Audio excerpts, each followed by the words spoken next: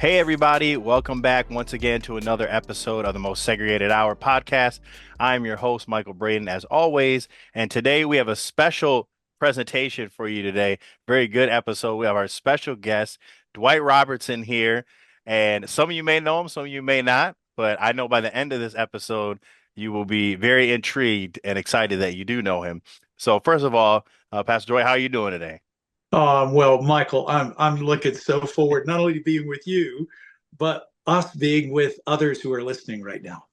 Absolutely. So, for those who don't know, if you're not in the Kenwood Community Church realm, I know that you have a very interesting history with our lead pastor, McVeach. Is that correct? I do. So, tell us a little bit how you first met Pastor Mick. I saw him coming off a volleyball court as a 15-year-old at a youth camp where he had only walked inside a church building 2 weeks earlier, and that church was really on it, sort of like Kentwood. And they got his name, got his contact information. The next thing he knew, he and his twin sister were receiving a scholarship to go to a youth camp. He just heard there were pretty girls in sports and all the stuff that would intrigue a 15-year-old boy, you know. So Right, yeah. he shows up, and about midstream in the week, I see him coming off a volleyball court, and he's high fiving her. We lost, we lost, we lost. We lost, we lost. Give me five. We lost. Wait a minute. He's saying we lost, and the guy next to me said, "Yeah, he's just so happy to be here. He's just really having a great week." But his week got better. On Thursday night, I think it was, I watched him just bow under the presence and the power of God's Spirit and give his life to Jesus for the first time in his life. And Hmm. that Saturday, I approached him and said, "Would you like somebody to read the Bible with you once a week?" And he said, "Well, I love that idea, but I have a problem. I don't have a Bible." Uh, and I said, "Well, let me take care of that. That would be my pleasure. I'll get you a Bible and we'll read a Bible together once a week." And that's the way our journey began. I'd been entrusted what Paul said to Timothy, entrust to other reliable people who will in turn entrust to others. I'd been entrusted by so many people in my life. And I just felt like God showed me early when I was 18, like, I just need you to pass to others what's been passed to you. And so I started meeting with Mick regularly, challenging him in the process that a year from now, you need to do this for Hmm. somebody else. And he's had a lifetime of pouring into the lives of others. And so I met him when he was 15. Yeah, that's awesome. That's for sure. That definitely sounds like Mick, still to this day. Absolutely. So kind of touching on that, you said you were 18 at the time. So like how was that for your own spiritual journey to be at that point, even still at such a young age, to already understand the importance of developing and pouring into other people? Yeah. Michael, that's a great question. I, when I came to Christ at first, it was it was to Christ I came, but I didn't know how to grow. And so I got my eyes on someone that I thought was as invested and involved as I'd ever seen a man be in a church. And so I just started following him. Which, you're going, "Oh, you did that?" It could be. Because and then he, within that year, he fell into moral failure and Hmm. left all the things that really matter in life. And I was almost shipwrecked until somebody brought a Bible up to me and opened it up and had me read Hebrews 12:1 and 2. And Hmm. and when I read "Fix your eyes on Jesus," the guy said, "Stop." And I stopped, and he said, "Read that again." And I said, "Fix your eyes on Jesus, the author and perfect." He said, "So maybe you better read that again." Hmm. And the third time I said, "What, am I missing a word?" And he said, "No, you just missed that instruction. Your eyes were on that dude, Hmm. not on Jesus. You got to raise your gaze, Dwight. He's the only one." And he took me over to Romans chapter 10, where he said, "Anybody who puts their trust in him will never be disappointed." And I'd been so let down and disappointed by my eye on a person. And from that point forward, I'd raised my gaze. And to answer your question, Michael, shortly after that, somebody handed me, I was reading the scriptures, and I just stayed parked in Matthew, Mark, Luke, and John. I wanted to get my eyes on Jesus and learn what these guys were telling me they saw in him. I wanted to learn from him. Like, I want to go like the telephone, that telephone game they teach us Oh where we're yeah. kids, Yeah. we whisper and then it eventually gets. I wanted to go straight to the source and straight to Jesus. And then after that, somebody told me about a book that was all about Jesus called The Master Plan of Evangelism. So as an 18-year-old, I read that book. It matched this, and it showed me that his plan was to come alongside other people and pass to them so they could pass to others. And that eventually, after he poured into them, and these were regular guys, these were not rabbis, they weren't specially full of knowledge or talents or abilities. They were regular mainstream people. And after he poured into them, he turned to them and said, why don't you go do this with other people? And that's why you and I and everybody listening, that's why it finally got to us. There's just a whole lot of people that hasn't gotten to them. Yeah. So what I learned as an 18-year-old is if that's the one who I fixed my eyes on, if that's what he did, I want to do that thing. I want to pass to others what's been passed to me in whatever way I can. So from that point forward, and I didn't meet Mick until I was in my 20s. Oh, So okay. at 18, it was someone else. At 19, it was someone else. At 20, it was. But this has been lifestyle for me for decades, and the joy is I've never had to change my geography. I just who's in my sight line, and God always points to the next, pass to that person so they can pass to others. So I started this thing really because, in all honesty, I was looking for meaning and purpose. I was asking the same questions every human asks. What's the meaning of life? What's the purpose of life? And someone had shown me John 10:10, that when Jesus said, I came to give you life full of meaning and purpose. And I went, whoa, well, there's the guy who can show me what the meaning of life is. And fixed eyes on Jesus, I just started learning from him how you could live a life full of meaning and purpose. And actually, even when I'm so excited about coming to Kentwood, it's gonna feel like getting a drink out of a fire hydrant, because I'm just gonna path as much as I can in that short weekend we have together. But the things that the Lord has allowed me to come to know, they're transferable to every person, irregardless of age, irregardless of gender, walk of life. And I have just had the pleasure of seeing so many different types of people come into what Jesus came to give, life full of meaning and purpose. So, Yeah, that's awesome. And I think that's such an important life lesson that you learned early on because so often I see so many Christians where you put, lead, especially when you first come into your faith, your kind of first mentor leader, you put them up on that pedestal. And so many times if there's a moral failure, it shakes their faith because they haven't really been through that test. So that was definitely a blessing for you that fixed your eyes on the true example of what it means to live Christ like. That's awesome. So you talked about, kind of the importance of, pouring in the next generation or the next person up that God puts in your sight.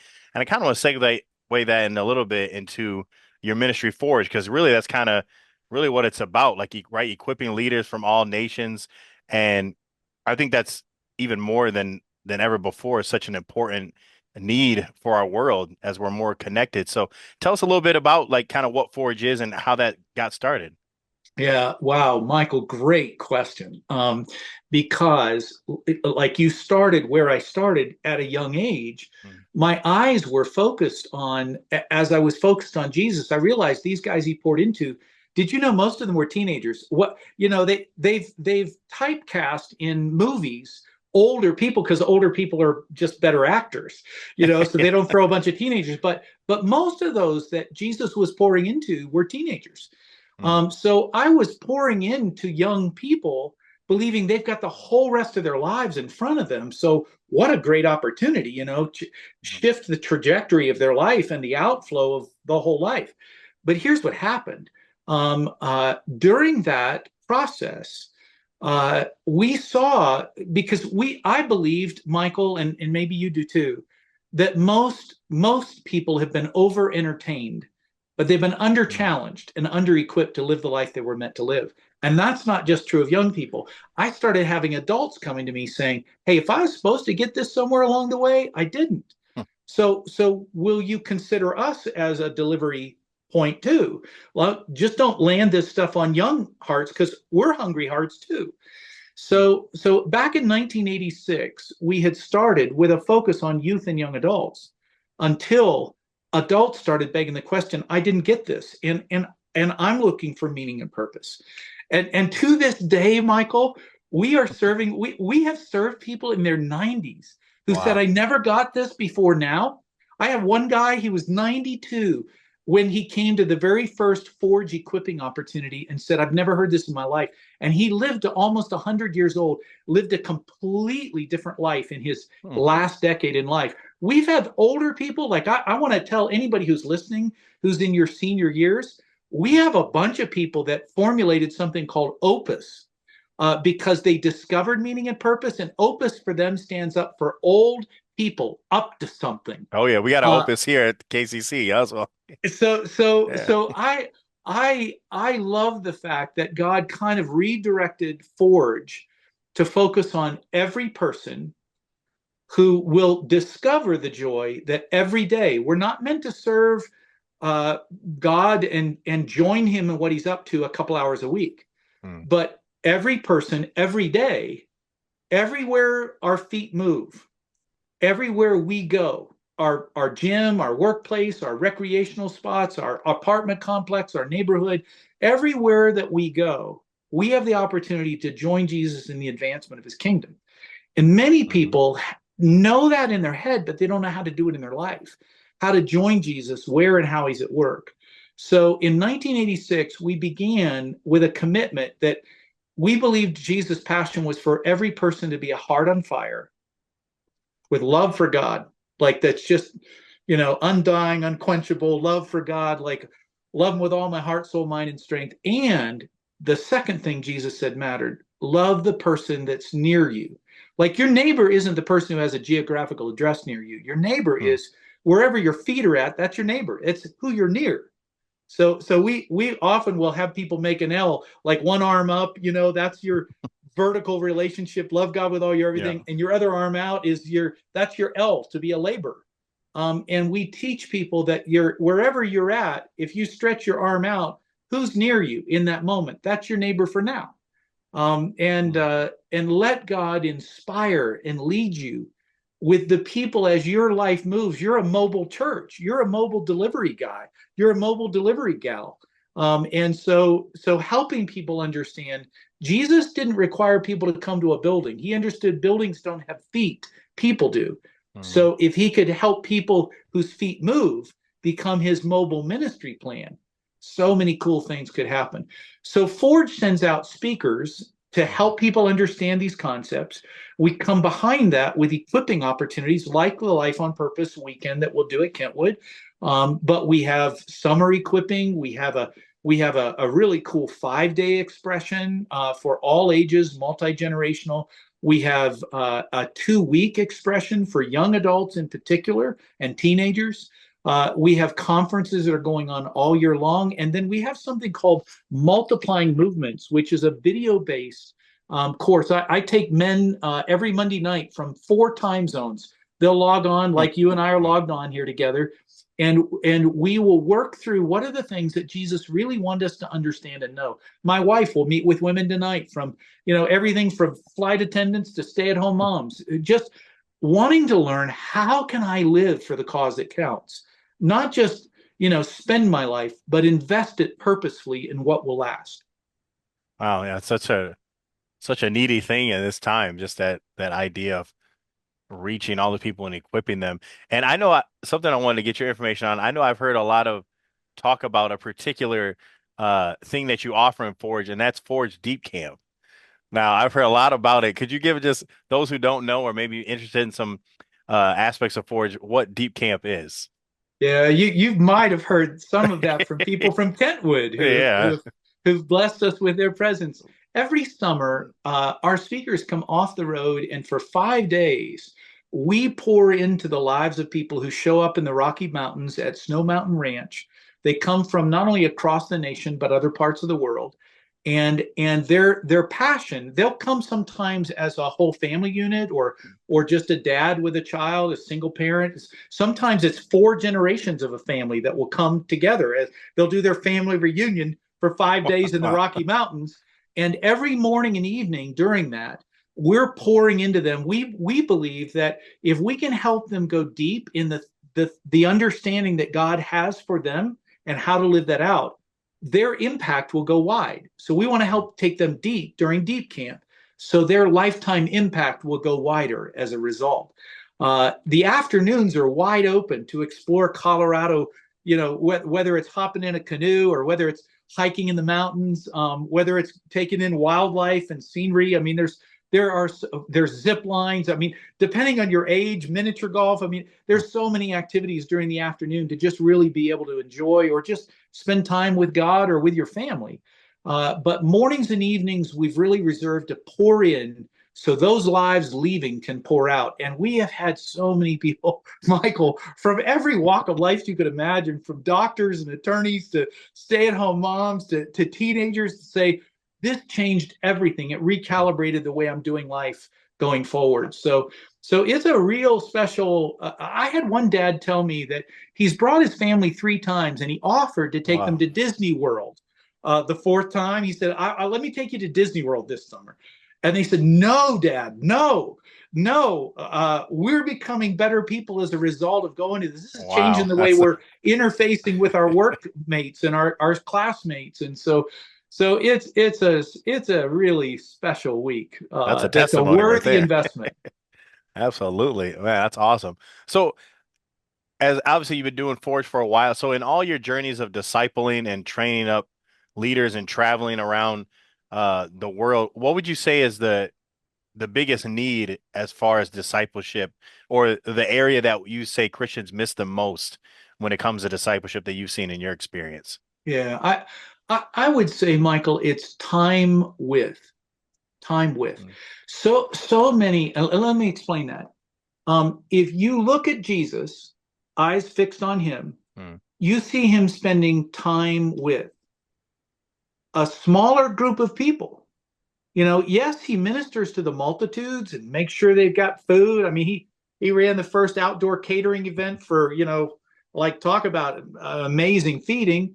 You see him traveling and meeting individual needs. That's his neighbor. Here's this woman at this well. Here's this guy up a tree. Get out of the tree. Let's go do lunch together. You see him setting up models for these guys who are watching and mm, learning from him, how along the way there's ministry opportunities every day. But you see him consistently spending time with a group of teenage guys that he's pouring into. And then he breaks the 12 down to 3. We call that the inner circle. He spent even more time with them. And even one of those, Peter, he spent even more time with. And there's a leadership principle: more time with fewer people will equal greater results, mm, because it is through those people ultimately that we end up receiving the compounding exponential interest on the fact that he spent time with them. They traveled to places they didn't grow up in and passed to those people who passed to other people. And Michael, that's why you and I know yeah, who he was, yeah, why he came, and our lives have been changed. So this idea in discipleship that you can just put people in a room and somebody can stand up in mm, front and voila, you have disciples. It's impossible. Ask any pastor, can you raise disciples through your Sunday morning service? And they'll tell you, I don't have enough time, and I don't get yeah, one-on-one with to really know what are the issues going on in that person's life, to tailor truth to, here's what you need. Here's what you need to know about your Father God. Here's what you need to know about your elder brother Christ and your Savior and your Lord. So I think time with, and we have tended to cluster in groupings in buildings, but we haven't spent time with. And all the one another statements: love one another, bear one another's burdens, pray for one another, mm, encourage one another. You can't do that by yourself. One another yeah, means you got to do it with somebody else. And so the missing component with discipleship is we've treated it like it's a class or a course, when in fact it's relational. it's organic, and Jesus modeled that. It's not my idea. Like I tell people a lot of the time, all I've done is cut and paste, a copy and paste. He's the original model to follow, and here's the original model here. So with discipleship, I don't think events are spectacular because they fire us up, they encourage us, but discipleship happens through one-on-one relationships. Yeah, yeah, that's so key because we talk about a lot of KCC, and so often even in our culture, we're just so kind of opposed to the one-on-one and the intimacy. We want things to be large group settings, and can't I just show up on Sunday and end up being discipled? But like you're saying, it's like, yeah, we don't have the time. There's so much more to talk about and to get to know people and their struggles and their gifts and abilities. Like all that comes through relationship. So I think 100% you're right on that. I completely agree. For If sure. if you talk to a tailor, not a mass production clothing line, if you talk to a tailor, they come toward an individual with tailoring chalk and with a measuring device. They're tailor fitting that suit or that Mhm. dress to that individual, perfectly suited and matched to. And I think that's the joy and that's the value. I mean, Jesus had different conversations with Peter than he had with any of the others. Mhm. And the more suited you are with the gospel, the more suited you are. So that's the joy of it's not only practicing all the one another things, but it's then with whatever you've received, thinking when you're with that individual, what is it about? Oh, they need this, and it's not, well, they need shorter pant legs or they need longer arm sleeves. It's oh, this part of the gospel would really match where they're lacking. This Mm. part of the gospel would really cover a territory that they really need covered. And so that's the tailoring that goes on in relationships.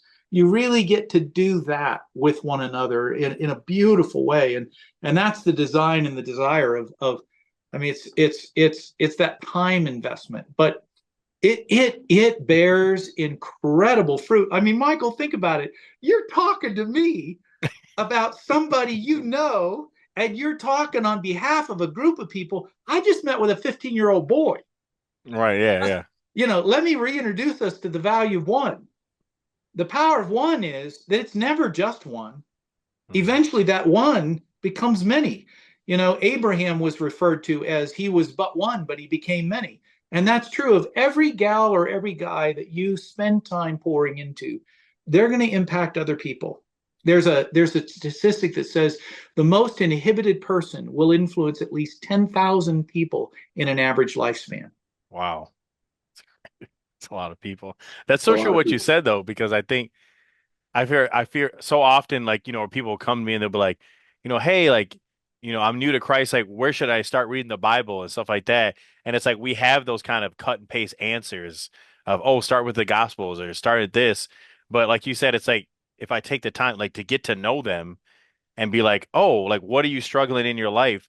I could have a better answer to be like, oh yeah, you're dealing with this. Let me take you to this text. Like, look at this story. And it's so much more intimate, but like you said, you're getting greater results because it's personal for them. You're actually Mhm. addressing the issue, not putting oh, all Christians read this or you need this step, but actually getting to know them and knowing how like you said, to tailor fit their discipleship for them. So I think yeah, that's a really great point. Well, and here's the cool thing. You don't have to have all the answers. You're just a willing gopher that will go for the answers for the person. So I always, when I've ever met with anybody, I've said there's two things you need to know. One is you're stuck with me because I'm not going to go anywhere. So you can unload all the worst of yourself and I'm not going to back away. You can tell me all the garbage that's gone on in your life or the struggles you're having, and I'm not gonna depart. I'm you're stuck with me. I'm here because there's no perfect people. If we could pull off perfection, there was no need for a cross. But the Right. second thing you need to know is I don't have all the answers. And that can be liberating for anybody listening. You don't have to have all the answers. Just tell them I don't have all the answers. I know the one answer is him, and I know there's a ton of answers in here, and I'll dig with you. And we'll go Mm. after that stuff together. But what's surprising is you actually know more. than usually the person that you're meeting with. Yeah, right. So, share what you know, and they'll take it farther than you could ever imagine. Yeah, that's great advice. So you kind of touched on it a little bit already. Uh, but you are going to be the key speaker at our spiritual growth conference coming up in February, which we're very excited for. And I know we had an amazing one the previous years, and I know it's going to be even better this year. Could you just give us a little sneak peek? I know you're working through it on what you plan on sharing and what people can expect. Maybe they're on the fence if they're going to attend. Like maybe you can let them know a little bit what you're going to be talking on in Oh, February. I'm so excited. I've already started thinking about what I believe God's going to do for individual people. I think there are people who are going to walk in one way and walk out another way. Hmm. I really honestly believe that. I was before you and I met today. I was on a Zoom meeting with an international business leader who came to a weekend like what we're going to experience at Kentwood, and he said, Dwight, it changed everything for me. I walked out of there, and the next day, my wife and I, for the first time in our lives, knew how to live life on purpose in conversations that we were having and opportunities that were in front of us where we'd always stalled before or we didn't know what to do. We suddenly felt totally armed and equipped. And he said it was the most exciting joy of our lives. And so I would say, I think for people to come and know that it's going to be fresh and different than anything they've been around before. It's going to come straight from the source. So I'm just going to bring them all the way back to the original originator who promised that he'd give you life full of meaning and purpose. If they're looking for meaning and purpose, and here's the cool thing, Michael, everybody is. That's why the Purpose Driven Life book sold so many copies. If I That's true. walk in an audience and I say, how many of you want your life to matter? You don't want to become extinct without significance. You want your life to count. Every hand goes up because none of us want to die and our life didn't matter. So for every person listening, I don't care what their job is, their background is, their age is. I think Jesus is going to light hearts on fire and lives on purpose during the weekend at levels that they've never experienced before.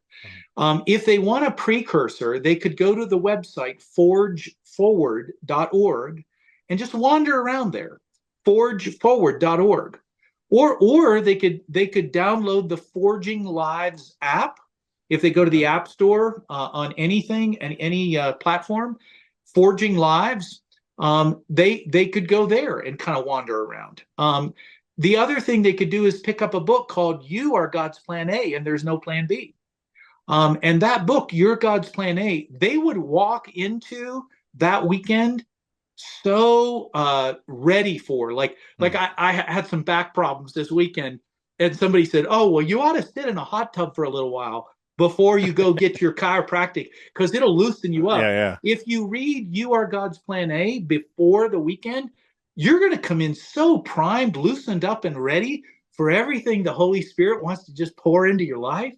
So I would say that for the weekend that we're going to share together, come with great expectation because God's not a chintzy giver. Remember that. And Yeah. Scripture says he's the giver of every good and perfect gift. And kind of this caveat, we have got at Forge, we've got 1,000 people committed to be praying for everybody who walks through those doors that weekend.